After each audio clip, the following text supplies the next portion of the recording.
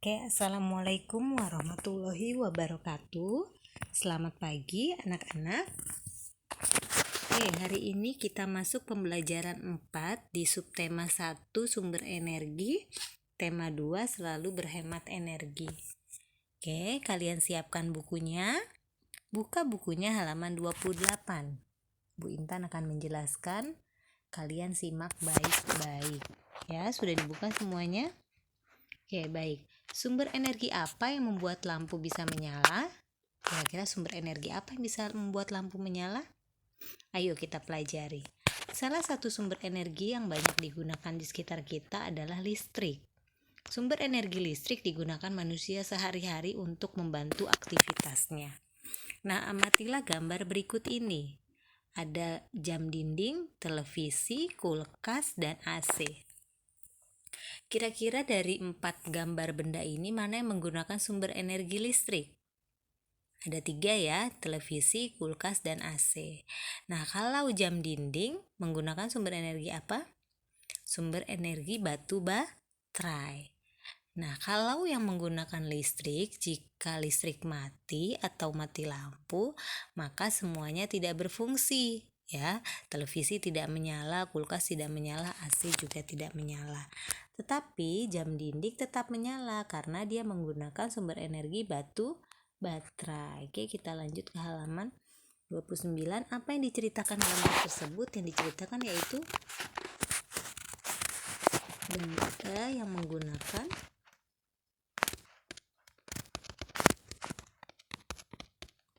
sumber energi listrik, ya, yang digunakan sumber energi listrik. Oke, sebutkan peristiwa pada gambar yang terkait dengan sumber energi listrik. Peristiwa apa yang terkait pada gambar tadi? Kamu perhatikan coba. Peristiwa apa? Televisi menyala. Kemudian AC menyala. Kemudian kulkas menyala. Oke, ini ya peristiwanya ya. Oke, kemudian tulislah gagasan pokok dari gambar tadi. Gagasan pokoknya apa? Benda yang menggunakan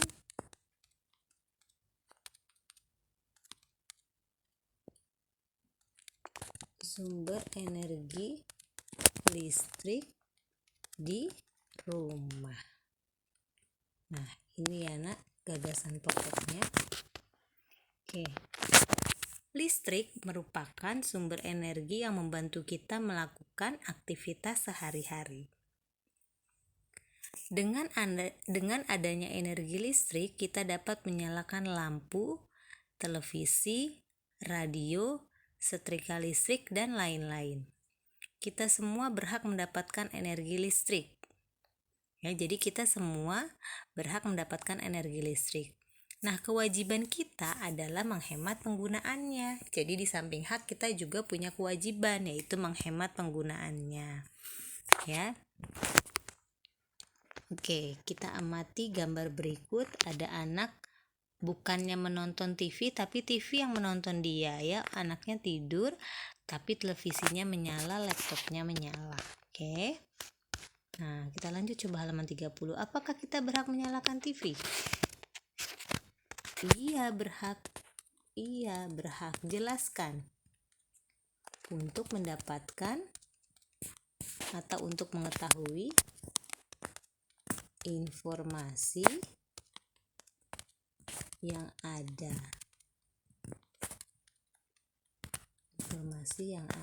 Kita berhak. Ya. Oke. Nomor 2, apa yang terjadi jika TV menyala tetapi tidak ada yang menonton? Seperti gambar ya. Apa yang terjadi jika TV-nya nyala tapi tidak ada yang menonton? Membuat tagihan listrik mahal atau boros. Nah, ini anak membuat tagihan listrik menjadi mahal atau boros. Nah, apa yang perlu kamu lakukan jika akan tidur? Apa yang kamu lakukan? Matikan lampu, matikan TV. Nah, kalau mau tidur ini kamu harus lakukan. Kenapa? Supaya listriknya tidak boros. Apa yang perlu diperbaiki dari sikap gambar pada gambar di atas? Apa yang perlu diperbaiki?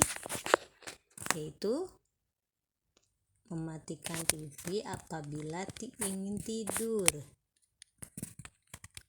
Apabila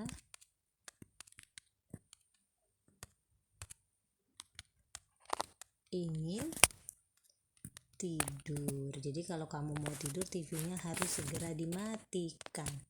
Nah, gambar B kamu perhatikan, ada satu keluarga, ayah, ibu, dan anak sedang menonton televisi bersama ya. Nah, apakah kita berhak menyalakan TV? Iya, berhak. Ya, iya berhak. Jawabannya sama seperti nomor 1 yang tadi ya, karena kita untuk mengetahui informasi. Nah, apa manfaat kita menonton TV bersama-sama anggota keluarga? Apa manfaatnya? Lebih akrab dengan anggota keluarga. Ya, ini manfaatnya, lebih akrab dengan anggota keluarga. Oke, halaman 31. Apa yang akan terjadi jika setiap anggota keluarga menonton TV sendiri-sendiri? Misalnya ayahnya di kamar, mamahnya di ruangan yang satu, anaknya di ruang tengah. Apa yang terjadi? Membuat kerenggangan antar anggota keluarga. Jadi anggota keluarga renggang ya. Kemudian hal baik apa yang dapat kita contoh dari gambar di atas? Nah, dari gambar ini hal baik apa? Hal baik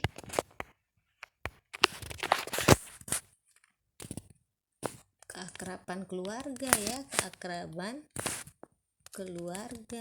Hal baiknya yang bisa kita lihat ya, mereka anggota keluarga saling akrab. Oke, nah ada lagi pertanyaan. Apa yang akan terjadi jika kita tidak menghemat energi listrik? Kira-kira apa yang akan terjadi? Tagihan listrik mahal.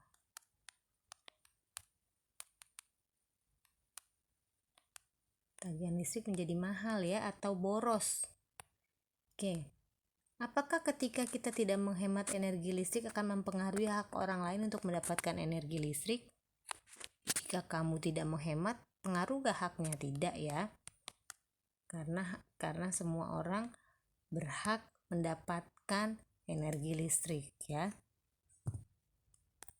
Nah, mengapa kita perlu melaksanakan hak dan kewajiban secara seimbang? Mengapa? Karena hak dan kewajiban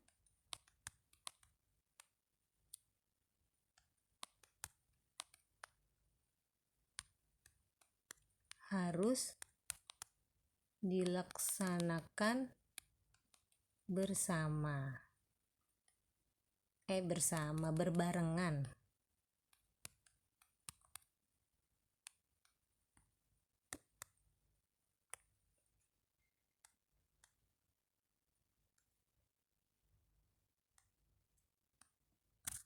Nah, hak dan kewajiban harus dilaksanakan secara berbarengan atau bersama-sama. Sekedar mematikan lampu saat tidur, menyalakan barang elektronik hanya ketika kita butuhkan adalah hal sederhana yang bisa kita lakukan untuk menghemat energi listrik. Menggunakan listrik dengan bijak adalah ketika kita menghematnya. Hemat energi listrik artinya kita sudah melaksanakan hak dan kewajiban secara seimbang.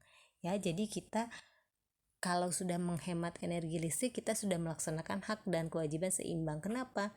Kita sudah mempunyai hak menggunakan energi listriknya. Kemudian kita jalankan kewajibannya dengan cara menghemat. Nah, itu sudah seimbang, ya. Oke. Kita lanjut halaman 32. Sekarang saatnya kamu menceritakan pengalamanmu menggunakan listrik di rumah. Apakah kamu sudah melaksanakan hak dan kewajibanmu secara seimbang? Nah, Sekarang kamu tanya diri kamu sendiri, sudahkah kamu melaksanakan hak dan kewajibannya seimbang? Kewajiban menggunakan energi listrik ya, artinya kamu tidak membuang-buang listrik. Apa artinya? Misalnya kamu sudah tidak menonton televisi, kamu matikan, atau jika kamu sudah tidak menggunakan air, kamu matikan kerannya. Oke, atau jika kamu sudah tidak mengecas, cabut kabel charger handphonenya ya. Nah, sekarang kamu tanya diri kamu sendiri, sudah melaksanakan hak dan kewajibannya belum? Nah, bagaimana menghitung daya listrik yang digunakan? Yaitu kita bisa mengetahuinya, misalnya satu barang yang kita gunakan, nah kita harus tahu itu daya listriknya berapa watt. Misalnya televisi berapa watt itu? 200 watt kah? Nah, terus handphone berapa watt? Nah, itu kita harus tahu. Nah, nanti kamu tinggal hitung deh, televisi berapa, terus charger berapa, kemudian air berapa. Jadi kamu bisa tahu daya listrik yang kamu gunakan di rumah. Nah, di rumah Siti terdapat 5 ruangan. Setiap ruangan menggunakan lampu berukuran 18 watt. Berapa watt yang digunakan seluruh ruangan? Nah, berarti satu lampu itu 18 watt. Ya, kemudian satu lampu 18 watt. Kemudian ada 5 ruangan, berarti dikali 5. Berapa? 18 dikali 5. Ayo hitung bareng-bareng yuk. Berapa? 90 ya, jadi 90 watt. Bener gak? 18 kali 5 90. Kamu hitung coba. Betul ya? Oke, jadi yang digunakan untuk seluruh ruangan 90 watt. Oke, amatilah operasi hitung berikut. Diskusikan cara melakukan penaksiran operasi perkalian dan pembagian. Tulislah hasilnya di tabel. Nah, penaksiran itu artinya kira-kira, bilangan yang mendekati ya. Nah, perkalian 24 dikali 7 hasilnya 175. Kira-kira itu ditaksirnya yang mana? Berarti 24-nya dijadikan 25 nih kira-kira. 25 dikali 7 yaitu 175, betul ya. Jadi 24-nya dikali 7, 175. Nah, kemudian 33 dikali 9, 330. Berarti 9-nya dijadikan 10 nih ditaksir. 33 dikali 10, 330, betul ya. Nah, 123 dikali 11, 1230. Berarti angka 11-nya jadi 10, jadi 1230. Oke.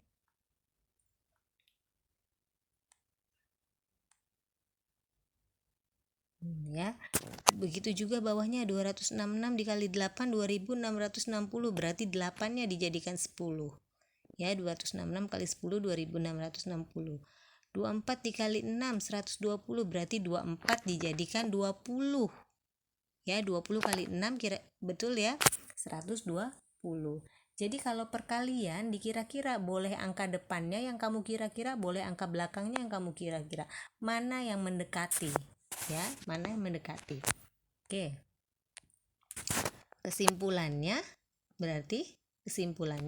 penaksiran itu angka depan atau belakang yang mendekati, yang hasilnya mendekati ya. Ditaksir dengan angka yang depan atau belakang, dikira-kira yang hasilnya mana yang terdekat atau mana yang mendekati ya. Jadi kamu boleh ganti yang depan atau yang belakang ya, namanya mengira-ngira gitu ya. Oke, sekarang kalau pembagian 17 dibagi 4 hasilnya 4 penaksiran, berarti berapa? 17-nya diganti 16 ya, 16 dibagi 4 itu 4. Oke. Kemudian 21 dibagi 5 4, berarti 21-nya diganti menjadi berapa kira-kira? Jadi 20 ya, 20 bagi 5 4. 122 bagi 4 30, berarti 122 jadi 120 nih kira-kira. 220 dibagi 4 yaitu 30. 251 dibagi 5 50. Berarti 251-nya dijadikan 250. Ya, 250 dibagi 5 yaitu 50. 362 dibagi 6, 60. 362 dijadikan 360. 360 dibagi 6, 60. Nah, kalau pembagian, angka depannya yang diganti, bukan angka yang belakang. Ya, angka depan yang mendekati pembagiannya, hasil pembagiannya. Paham ya? Oke, kesimpulannya itu ya. Oke, kita lanjut halaman 33. Diskusikanlah cara melakukan penaksiran perkalian dan pembagian. Gimana penaksiran perkalian tadi dan pembagian? Yaitu kalau perkalian, bilangan depan atau belakang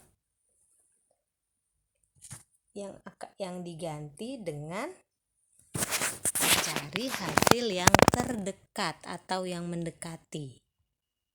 Ya, kemudian penaksiran pembagian, angka yang depan ditaksir dengan mendekati pembagian hasilnya.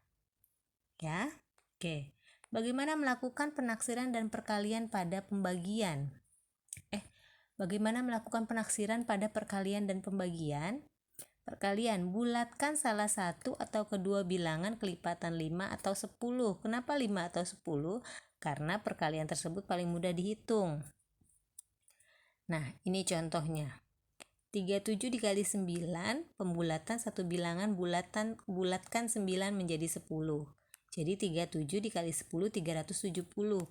Nah, ini yang diganti angka yang belakang 9. Dijadikan 10. Ya. Nah, yang kedua 6 dikali 2, 6. Pembulatan dua bilangan. Bulatkan 26 menjadi 25. Bulatkan 6 menjadi 5. Jadi 25 dikali 5. 5 dikali 25 sama dengan 125 yang ini. Jadi kalau perkalian ya, boleh yang dibulatkan yang satu bilangan, boleh yang dua bilangan. Atau sama aja, boleh yang depan, boleh yang belakang. Mana yang terdekat? Yang gampang kamu temui hasilnya gitu ya. Kalau pembagian, ketika kamu ingin melakukan pembulatan pembagian, kamu harus sangat hafal perkalian. Ya, jadi kalau kamu tidak hafal perkalian, kamu tidak akan bisa pembagian. Ya, karena pembagian itu kebalikan dari perkalian. Mengapa? Karena kamu akan membulatkan ke bilangan-bilangan yang habis dibagi. Kamu dapat membulatkan pembagi, bilangan yang dibagi, atau dua-duanya. Nah, ini contohnya.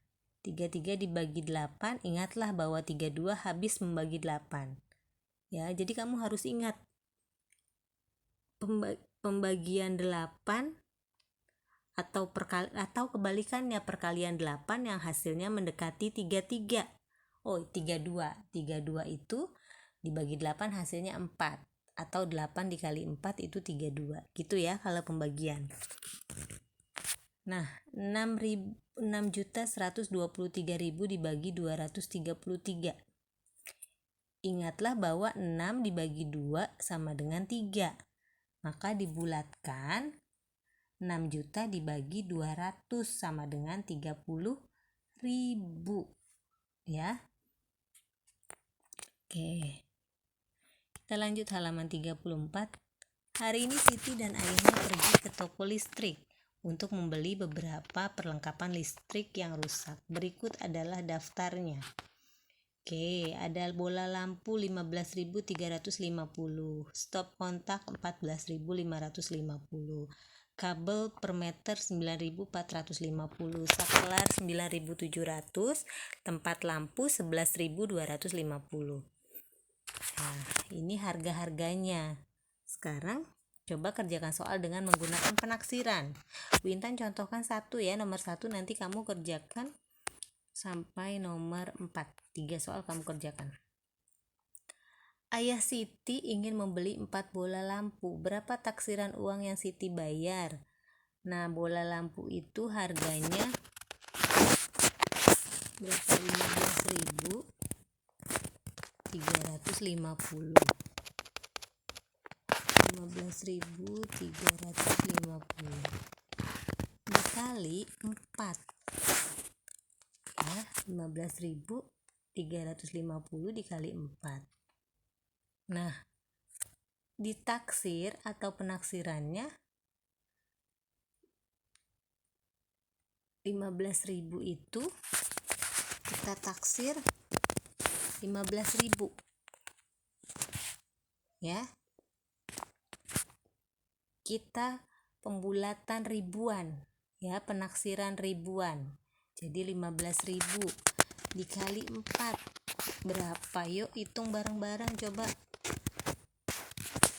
Gampang banget ya ini, 15 kali 4 aja. 15 kali 4 60, tambahin deh nolnya 3, jadi 60.000.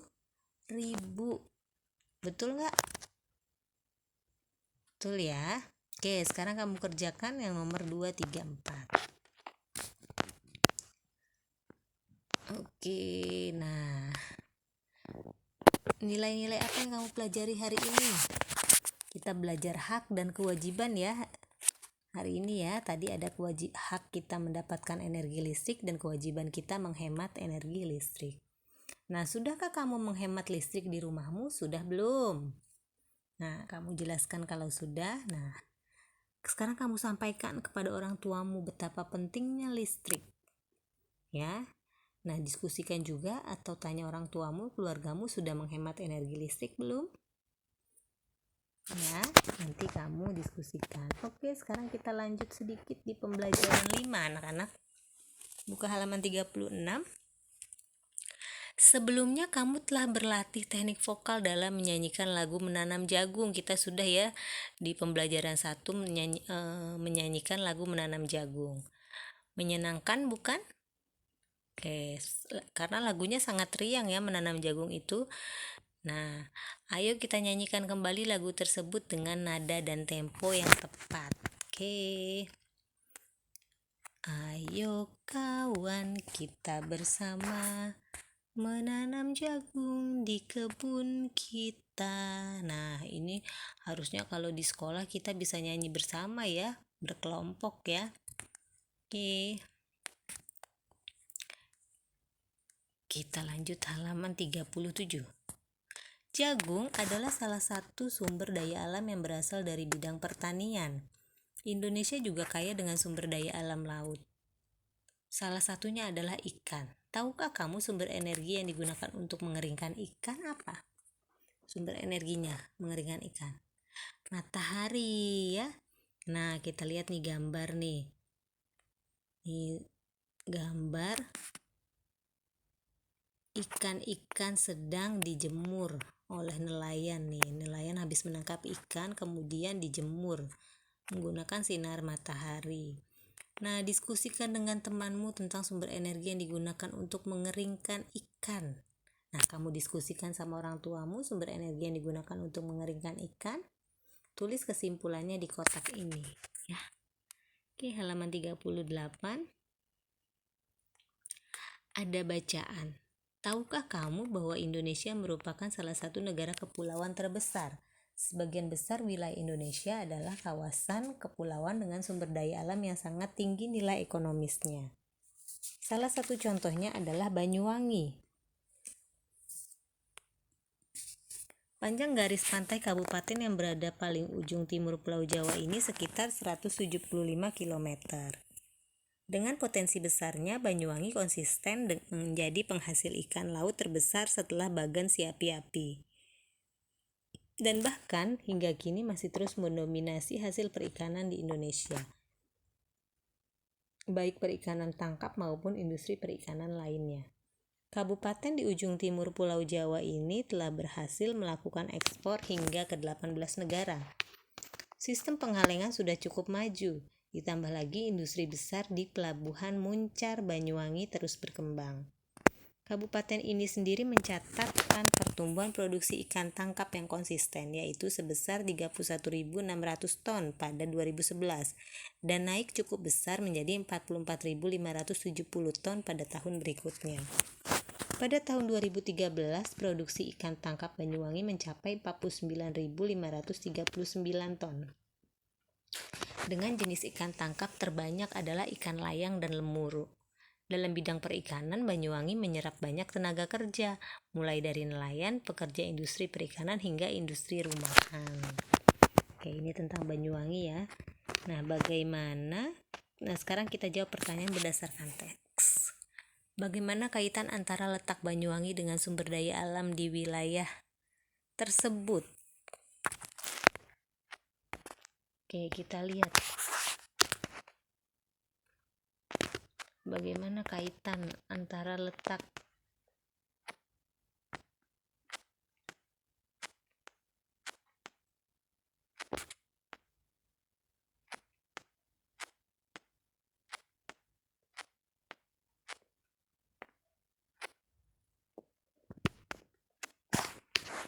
Bagaimana kaitan antara letak Banyuwangi dengan sumber daya alam di wilayah tersebut? Kaitannya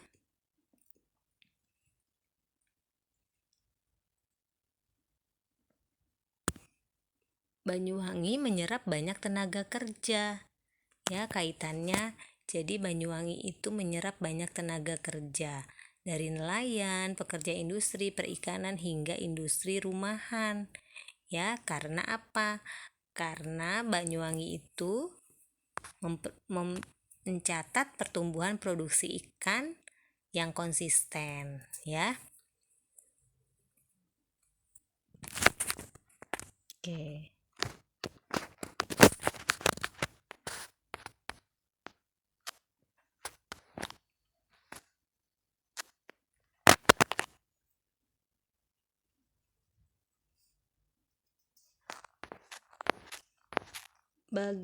Bagaimana kaitan antara sumber daya alam dengan kehidupan masyarakat Banyuwangi?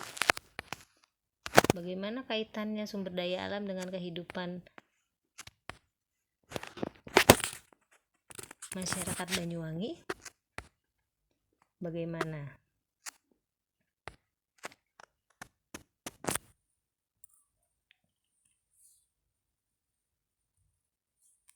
Dengan kehidupan masyarakat, yaitu karena potensinya besar, Banyuwangi konsisten menjadi penghasil ikan laut terbesar, ya kan? Jadi Banyuwangi itu menyerap tenaga kerja yang banyak, ya.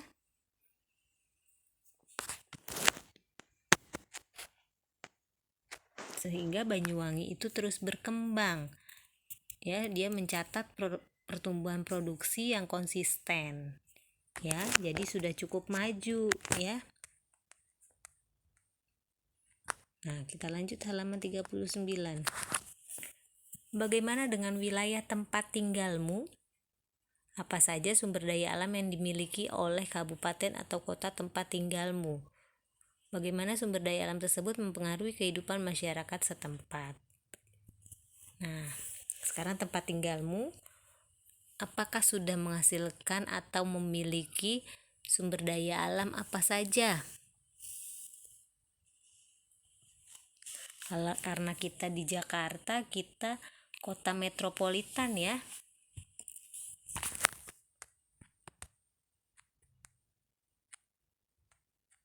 Oke, perhatikan informasi yang diambil dari bacaan tadi. Pertumbuhan produksi ikan tangkap di Banyuwangi sekitar 31.600 ton pada 2011, 44.570 ton pada tahun 2012, dan 49.539 ton pada 2013. Taksirlah jumlah produksi ikan selama 3 tahun berdasarkan informasi di atas. Nah, kamu taksir 3 tahun ya, 2011, 2012, 2013. Jumlah itu berarti ditambah. Kamu jadikan penaksiran pembulatan ribuan ya, 31.600 dibulatkan atau ditaksir menjadi berapa? 32.000 ya. Oke, 44.570 menjadi berapa? 45.000. 49.539 menjadi berapa? 50.000 ya. Nah, itu kalimu jumlah. Berapa hasilnya? Nah, jelaskan bagaimana cara kamu melakukan penaksiran. Bagaimana? Yaitu dengan cara pembulatan ribuan. Oke. Ya, kita lanjut halaman 40. Perhatikan soal berikut. Seorang nelayan memperoleh ikan sebanyak 120 kg hari ini. Ikan tersebut dijual sama rata kepada 4 pembeli. Taksirlah berat ikan yang didapatkan oleh setiap pembeli. Berarti caranya dibagi, penaksiran pembagian. Ya, karena ikan yang didapatkan oleh setiap pembeli, karena pembelinya ada 4, berarti dibagi 120 dibagi 4. Berapa kira-kira? 30 ya, kira-kira satu pembeli mendapatkan 30 kilo. Ya, ditulis ya nak. Kemudian jika setiap pembeli membayar 17.000 per kilogram, taksirlah berapa uang yang harus dibayar masing-masing pembeli. Berapa? Berarti per kalian ya, 17.000 dikali, tadi berapa kilo masing-masing? 30 kilo. 17.000 dikali 30. Nah, kamu taksir 17.000 itu kamu taksir berapa? Dibulatkan 20.000 ya. 20.000 dikali 30. Ya kan? Oke, kamu hitung. Berapa jumlah total yang diterima penjual? Penjual 120 kilo dijual. Berarti 17.000 dikali 170. 120. 17.000 dikali 120. Ya, 17.000 ditaksir tadi 20.000 ya. 20.000 dikali 120. Kamu tulis ya. Dan tulis deh di sini, nanti kamu lupa. Pertama dibagi, tapi kamu yang hitung ya. Bu Intan hanya tulis contohnya. Contohnya itunya, kuncinya, caranya. 120 dibagi 4. Nah, ini 17.000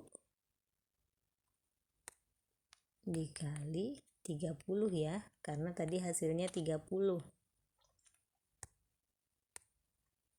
masing-masing ya. Nah, yang ini yang diterima penjual. Penjual itu terima 17.000 dikali 120. Jangan lupa ditaksir dulu ya. Oke.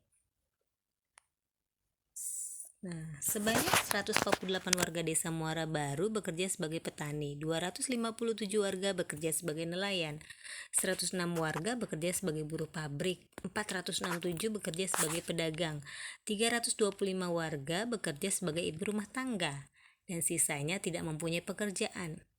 Jika jumlah warga desa Muara Baru adalah 1.100 orang, taksirlah jumlah warga yang tidak mempunyai pekerjaan. Bagaimana caranya?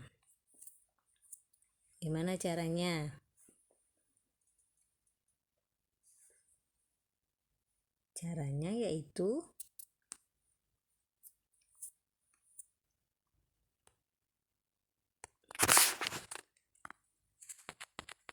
(1.100)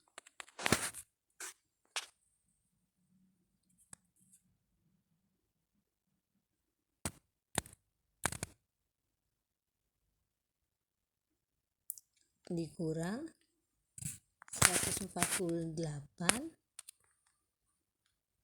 dikurang 257 dikurang 106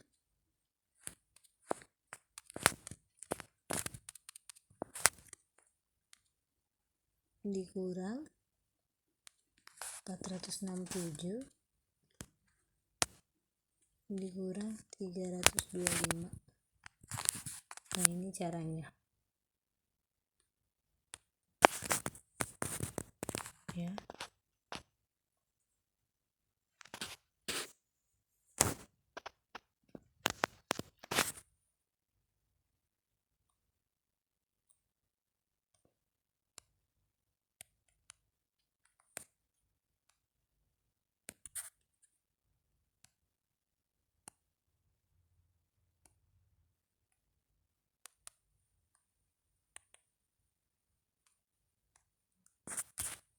Ini kayaknya mungkin jumlah warga barunya itu 11.000 deh. Kalau 1.100 hasilnya minus soalnya.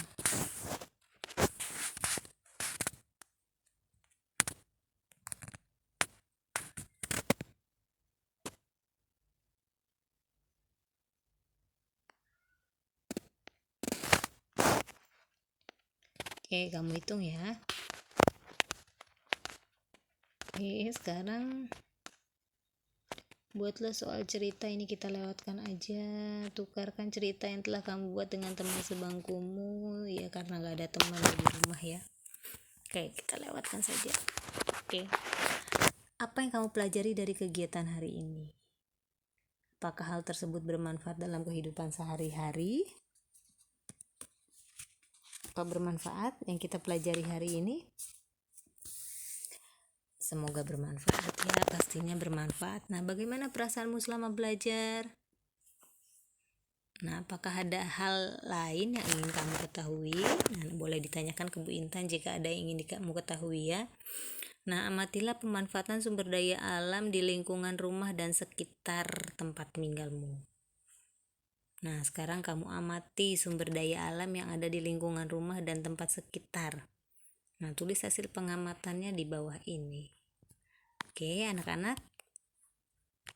Demikian pembelajaran kita hari ini, pembelajaran 4 dan pembelajaran 5. Semoga bermanfaat dalam kehidupan sehari-hari ya, dan juga bermanfaat untuk kita semua. Oke anak-anak, Bu Intan akhiri pembelajaran hari ini. Assalamualaikum warahmatullahi wabarakatuh.